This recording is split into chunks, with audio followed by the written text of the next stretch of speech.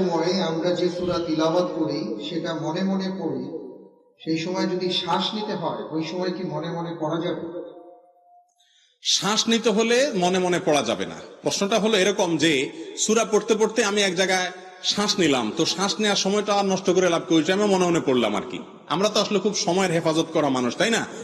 এই যুগে আমরা প্রতিটা সেকেন্ডকে হিসাব করি, ফেসবুকে প্রতিটা স্ক্রলে প্রতিটা টানে সওয়াব হয়, নেকি হয়। অতএব এইরকম একটা প্রজন্ম যে সারাদিন স্ক্রল করতে থাকে সওয়াবের উদ্দেশ্যে, তারা নামাজের মধ্যে নিঃশ্বাস নিতে হয় ওই টাইমটা তেলাওয়াত না করে থাকতে পারে না, মনে মনে তেলাওয়াত করে। সুবহানাল্লাহ। প্রিয় ভাইরা আমার, আসলে ব্যাপারটা তার উল্টো। যখন নিঃশ্বাস ছাড়বেন তখন তেলাওয়াত করবেন না, মনে মনে তেলাওয়াত করলে নামাজ আদায় হবে না। নিঃশ্বাস ছাড়লেন, হাই আসলো, হাই ছাড়লেন, এগুলো বন্ধ করে তারপরে যেখানে থামছেন ওখান থেকে আবার তেলাওয়াত শুরু করবেন। জি।